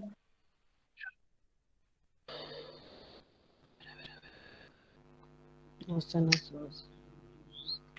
Yo había comentado, pero no sé si tiene la palabra otra persona. No lo pude leer. Sí, Cecilia. Ya no veo mucho a esta hora. Arranqué tempranito con clases, reunión de madres. Ya no veo mucho. Bueno, primero me sentí muy identificada con cada una de las observaciones en las escuelas, o sea que nos da pie a pensar que todas, de una manera u otra, en diferentes realidades de las escuelas, estamos pasando lo mismo, hicimos el mismo recorrido de hormiguita. Me anoté acá algunas cosas que me gustaron, me gustó mucho sobre qué escuela quiero sostener. Por eso yo tengo, por ejemplo, una visión tal vez diferente a muchas personas que escucho, no ahora en este momento, ¿no? Lo que escucho a diario, cotidianamente, sobre la pandemia. Me parece que es una oportunidad y es un sacudón que veníamos necesitando, que hay quejas de los docentes que estaban antes que yo, de las chicas nuevas que vienen. Yo tengo 44 años y también tengo gente antes, gente después. Y todos coincidíamos siempre en las mismas, no sé si quejas, pero las mismas opiniones sobre la educación, sobre los chicos, los papás, y me parece que esto está bueno aprovecharlo para que sea un sacudón para ver qué es lo que queremos conservar de esa escuela. Y me gustó lo que dijo Hilda, no me dejó una mala impresión, al contrario, me hizo acordar de un montón de cosas. Me gustó porque ella dijo, no sé si se ha dado cuenta, que la dividía un alambrado, y yo creo que nosotras en eso que hicimos de hormiguita, en ese trabajo de, en mi caso, llamar mamá por mamá, saber sus horarios de trabajo, qué dispositivos tenían, en qué momento los chicos hacían la tarea, en qué momentos estaban motivados, a qué hora era su almuerzo o su cena, o sea, para poder organizar toda nuestra práctica, siento que saltamos el alambrado con las familias. A mí particularmente me permitió, yo soy paralela de Jorgelina, que creo que también quería comentar algo, pero tenía problemas en el micrófono, nos permitió meternos un poquito en la casa de cada chico, saltar ese alambrado y ver que tal vez nuestras prácticas yo es el cuarto, quinto año que tengo quinto grado, y me replanteé un montón de cosas, es decir, yo les daba esto, ¿para qué se los daba? Así como decir, mi mamá me ama con un golpe, que seguramente es lo que pudo esa madre en el momento, pero eso nos hace también darnos cuenta de para qué damos tal cosa, por qué sentido tiene. Y a mí misma, yo, por ejemplo, le estoy enseñando a los hermanitos de los chicos que tuve años anteriores en quinto, o sea que es la cuarta vez que tengo a esos chicos y a esos papás. Y me planteo, no les puedo dar lo mismo, tengo que cambiar, o ¿para qué les di eso? lo hubiese cambiado. Entonces, me gusta mucho el tema de qué escuela quiero conservar. Me parece que cometimos un error como mamá, como maestra, en no hacer de los chicos personas, niños autónomos. Creo que son mucho más dependientes de lo que éramos nosotros en nuestra escuela, y esta pandemia nos hizo darnos cuenta, por lo menos en mi caso, de que los chicos son muy dependientes, necesitan constantemente esa aprobación, y otros chicos tal vez no, o antes tampoco. Y los hicimos muy dependientes de nosotros. Y en cuanto a los recreos, nosotros, bueno, hoy tuvimos una reunión de padres con las mamás, directivos, y festejamos el día de la primavera en un picnic virtual. Y hoy a la mañana, cuando termino la clase por Meet, me llega un mensaje de una de las alumnas, bueno, que me hizo llorar obviamente, agradeciendo la alegría de la clase. Señor, me alegrás el día, espero el encuentro. Dice, espero ansiosa el encuentro, me alegran el día. Entonces decir, bueno, eso del recreo, que la clase, yo sé que todos hacen lo mismo. Yo cuento mi experiencia, pero estoy segura de que todas intentamos y hacemos lo mismo, de que no estamos solamente transmitiendo contenidos y en cuanto a lo pedagógico, es el escucharnos, es el darle la alegría, y yo me pregunto, para mí personalmente, ¿qué sería de mí en esta pandemia si no tuviese la cabeza ocupada 24 horas en lo que les voy a enseñar y en que les resulte divertido? ¿Y qué sería de la pandemia y de los chicos si ellos no pensaran en las actividades que nosotras pensamos para ellos? O sea que de una manera u otra esta sobrecarga de trabajo nos está salvando también a nosotros y a cada familia de poder transitar esta pandemia de una manera más angustiante. Así que, bueno, felicitarnos a todas, y yo estoy segura de que cada una en su casa y en su escuela está haciendo lo mismo que estoy contando en este momento. Gracias, Cecilia. Ahí te decían, otra colega, esto de saltamos muchos alambrados, ¿no? Cuánto para seguir pensando. ¿Alguien más quiere tomar la palabra, contar una experiencia entre institutos y escuelas, o de la propia escuela?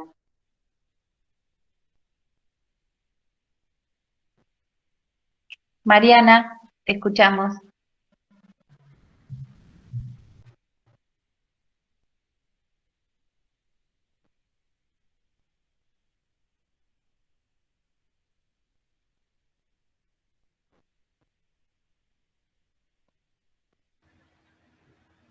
Hola, hola a todos. Tengo problemas con el audio y la cámara. Buenas tardes, un placer compartir este espacio con ustedes. No, muy cortito lo mío, comparto la mirada de cada una de mis colegas, pero también voy a resaltar lo siguiente. Hay algo muy importante para rescatar dentro de esta situación, ¿no? Que afecta a toda la sociedad, bueno, en especial también a la docencia. Es el valor que cobra el rol docente. Está en esta situación de aislamiento. Porque no nos tenemos que olvidar que hace unos años atrás nos quisieron hacer creer, y sobre todo a la sociedad, que nos podían reemplazar en las escuelas por voluntarios, ¿sí? Y realmente lo tenemos que tener presente. Porque yo creo que en cada familia, en cada hogar, el rol docente vuelve a revalorizarse.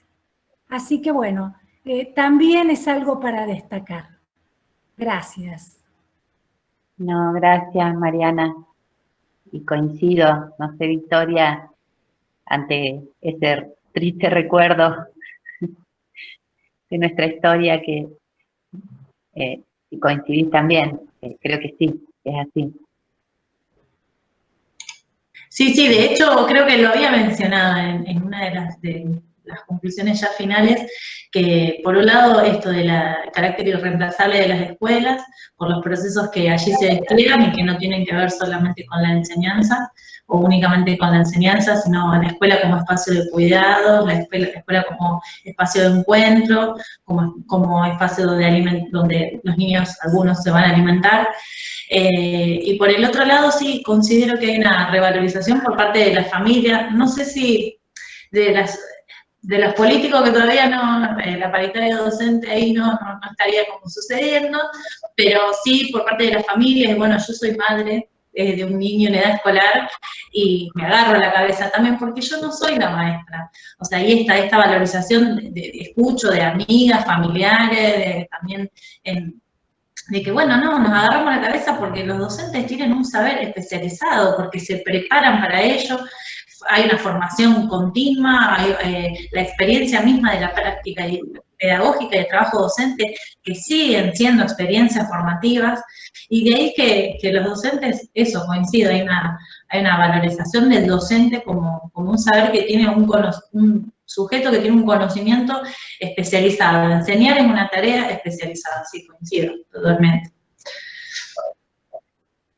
Y después algo me había quedado, pero igual no sé, me queda resonando, pero no estoy segura igual del todo de lo que voy a decir, pero una compañera antes mencionó como esta posibilidad de meterse un poco en la casa de las familias de los niños y las niñas, y también creo que pasa, digamos, tener reparos con ciertas cuestiones, digamos, hay en el aula cierta privacidad, digamos, este vínculo del docente con los y las niños, que me parece que ahora en esto de la virtualidad, por lo menos en estas experiencias que se desarrollan por Zoom y por Classroom, que Inés Dussel lo dice y me parece que es interesante para pensar, hay una especie como de panóptico, ¿no? Donde todos estamos siendo observados, quizás el docente observado por las familias, no solo por los niños, sino por las familias que hasta intervienen, quizás en las clases, no sé si te ha pasado, los niños que se sienten muy observados por los docentes, por las familias. Inés Dussel dice, bueno, en el aula se reparte un poco la carga, ¿no? Te podés esconder, te podés parar, te podés mover. Acá en la virtualidad estamos todos muy observados, ¿sí? Y así como nosotros nos metemos en la casa del docente porque vemos por ahí la casa, vemos el que pasa por atrás, también como una exposición que me parece que es fuerte, digamos, y esto de que a veces los chicos no quieren hacer el Zoom, se sienten muy expuestos, no hay cómo repartir la carga, entonces me parece que sí se establecen vínculos con las familias que son súper interesantes para seguir repensando estos vínculos con las familias, entre familias y escuelas, pero ¿se sigue escuchando? Sí, sí, te escuchamos. Bueno, pero con ciertos reparos, me parece que hay como una, digamos, el aula se volvió algo muy expuesto, que está muy público, y me parece esto, que un padre de repente cuestione lo que está enseñando un maestro enfrente de todos, son como situaciones, creo, un poco problemáticas, pero bueno, eso quería decir.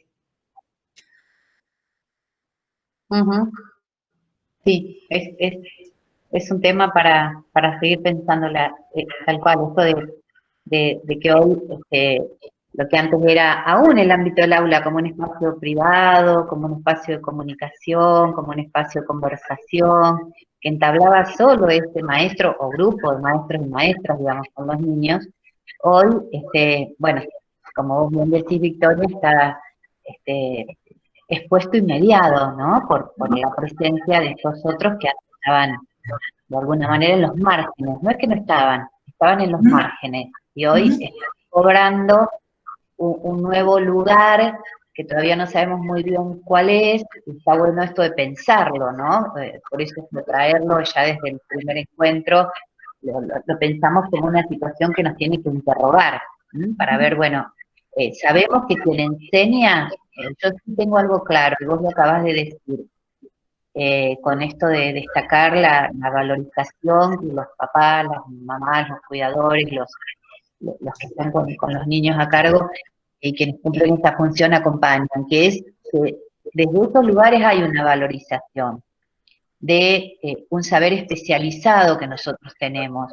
Por ahí no siempre pasaba, o sea, al contrario, porque hubo una gran descalificación en orden a lo social, desde las políticas públicas, desde un montón de desde los medios hegemónicos, digamos, podríamos hablar mucho de este tema, pero me parece que más allá de este saber especializado que nosotros tenemos, hay algo del orden de que hay que revisar hoy, desde este saber especializado, vuelvo a insistir, qué sostener y qué cambiar. Digamos, cuáles son los innegociables, ¿no? Decía yo en otro encuentro. En esto de, bueno, la escuela como el espacio de lo común, la escuela, el sentido que le otorgamos a nuestra tarea como de transmisión y de construcción de esta cosa de lo común. Entonces, ¿cómo puedo hoy, con qué herramientas, desde qué dispositivos, desde qué estrategias seguir apuntando a esa construcción de sentido? Y eso es innegociable en relación a nuestro hacer, ¿no? Este sentido fuerte de la tarea, de transmitir lo común, lo público, lo de todos, donde todos son iguales, más allá de las diferencias, digamos, igual en el sentido de la cosa pública de cualquiera, ¿no? Por decir de Carlos Escliar. Pero me parece que ahí está un punto para seguir escuchándonos y repensando esto, interesante. Alguien también aportó, no sé si quiere agregar en el chat, esto de que ojalá en las escuelas no hubiera comedor y todos los niños y niñas comieran con sus familias. Por supuesto que eso es una utopía, un deseo, quienes queremos una sociedad más justa y más igualitaria, compartido por todos.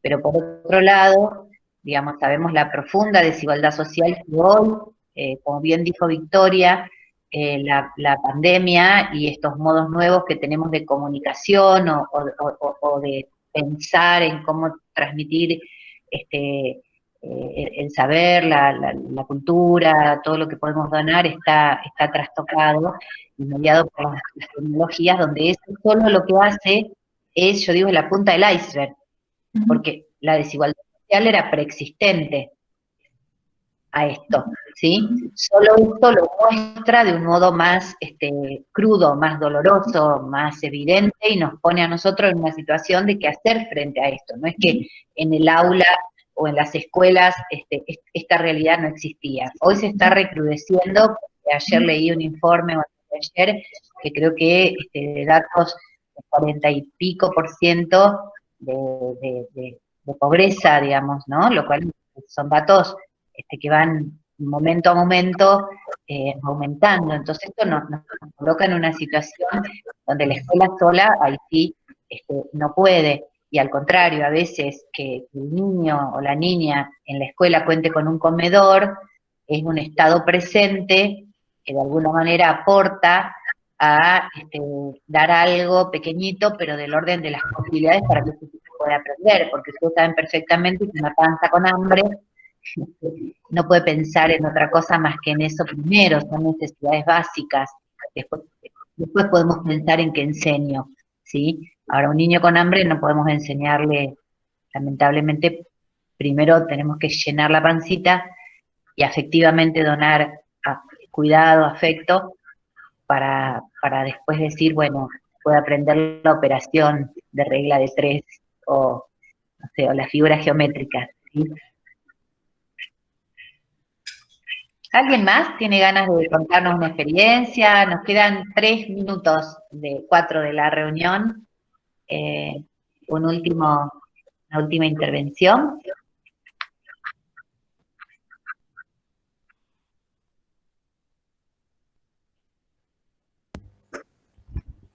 ¿Algún instituto que quiera relatar alguna experiencia? Hola. Hola, Gabriela. ¿Cómo estás? Sí, ¿qué tal? Sí, yo soy de Casilda, soy maestra de 7º grado, trabajo en la escuela de mi barrio, bueno, estamos trabajando con todas esas estrategias que se mencionaron. Es un barrio de chicos, es un barrio muy vulnerable, y la verdad que a mí me preocupa muchísimo porque, bueno, van a ir a 7º grado, no estarían respondiendo en su gran mayoría, y me deja una angustia terrible. Si bien, como dijiste recién, las desigualdades siempre existieron, ahora se ve muchísimo más y por más estrategias que nosotras utilicemos, hay cosas que las tiene que cubrir el Estado. Y yo personalmente siento una ausencia impresionante, porque sin conectividad no van a poder trabajar, sin la panza llena no aprenden, y por más que el comedor exista, se entregan módulos alimentarios, pero no hay verduras, no hay carne, no hay frutas, y entonces no le encuentro la vuelta, y soy un poco utópica, y me gustaría poder terminar con la desigualdad, aunque sé que no se puede, pero la verdad que me preocupan mucho mis alumnos. No me importa trabajar más horas, ni eso no me interesa. El tema son ellos, que siempre van a estar, que las consecuencias de esto va a ser terrible. Muchos van a dejar la escuela. Lamentablemente la van a dejar porque este año algunos directamente no pudieron hacer nada. Nada de lo que se les ofreció. Otros sí, y bueno, si puedo rescatar algo, es el vínculo con las familias, que la verdad que es, por momentos es gratificante y te lleva a un poquito de energía para poder seguir, porque bueno, los padres te agradecen muchísimo, te buscan, arman chocolatadas en el barrio, hacen un montón de cosas, y si uno puede colaborar mínimamente con eso, ya bueno, eso te da un poquito de felicidad.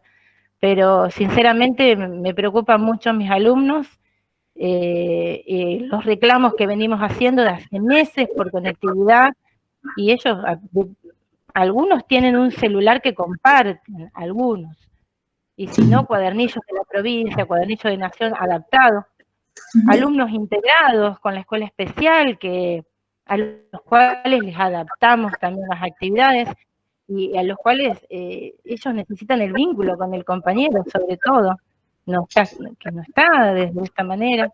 Bueno, la verdad que quería manifestar eso. Gracias por la charla. No, al contrario. Victoria, ¿querés hacer algún comentario final para cerrar?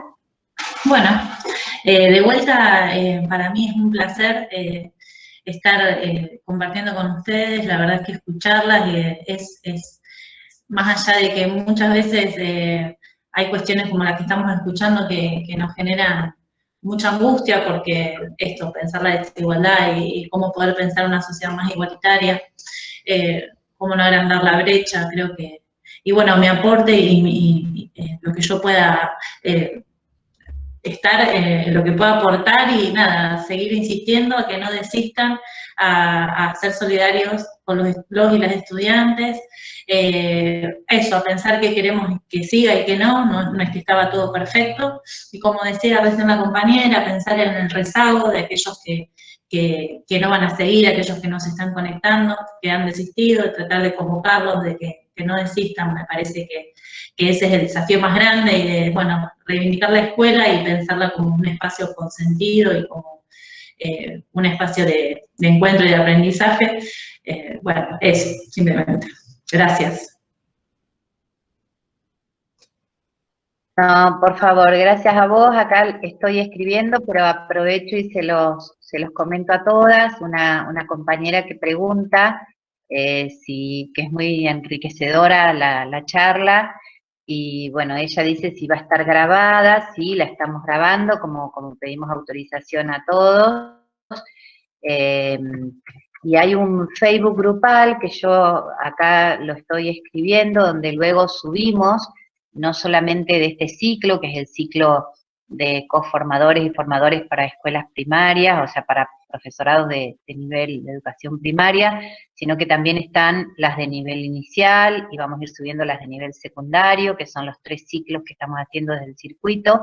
Yo ahí lo estoy escribiendo, ahora se lo subo, el Facebook, si quieren solicitar ser parte, digamos, es en mayúscula, circuito, nivel superior 2, incluso pídanselo a los directores de los institutos de las escuelas que ustedes son maestros o directivos asociados, donde ahí no solo vamos subiendo todos estos encuentros, sino también compartimos experiencias que vamos subiendo de la Biblioteca Pedagógica Eudoro Díaz, que es parte de nuestro circuito, donde siempre nos está convocando para cosas interesantes, propuestas de lecturas, de bibliografía compartida, así que les dejo esta invitación también para aquellos que quieran sumarse, con solo pedir la invitación. La idea también es abrir, cuando fue creado, en este caso cuando lo pensamos, yo lo pensé en abrirlo, es compartir experiencias, publicar, compartir eventos, conferencias interesantes, digamos, que nos pueden aportar a todos para aprender juntos. Ahí se ve bien, acá Daniel lo acaba de poner, le agradezco, para que ustedes vean cuál es, el circuito 2, nivel superior. Ese es no sé si lo están viendo, con solo pedir solicitud de amistad, de admisión, y al contrario, pueden compartir en ese espacio, es libre esto de la convocatoria, la posibilidad, digo, de publicar, no es que hay de publicar opiniones, una experiencia, algo que están haciendo en sus instituciones, que nos sirva para aprender todos juntos. Es un espacio de intercambio horizontal y colectivo. Bueno, yo no tengo más que darles las gracias, en primer lugar a Victoria, a María Victoria, a todos ustedes por los relatos que compartimos, por esto de compartir lo que uno está hoy viviendo, no desde un lugar, como bien decía Victoria, solo de catarsis, sino en esto de la posibilidad de que nos habilite para los encuentros siguientes, a medida que vayamos tomando, porque el encuentro que viene justamente tiene que ver con esto de pensar en nuevos dispositivos didácticos, de alguna manera, para seguir pensando la clase, el cómo enseñar. Entonces creo que vamos a ir recuperando, justamente en una cuestión de didáctica de emergente, si quieren, en esto de lo que nos va aconteciendo para seguir creciendo juntos, ¿no? Porque coincido con Victoria en esto de no perder, y no ingenuamente, al contrario, con toda la potencia que tiene el concepto de esperanza, el sentido de nuestro oficio, que es enseñar. Entonces, seguir buscándole la vuelta, aún en este contexto tan complejo. Bueno, nuevamente, muchísimas gracias por la generosidad de Victoria, de María Victoria. Gracias a ustedes. Bueno, a todos nos vemos Muchas gracias. Chau. Nos vemos a todos y a Adiós. todas.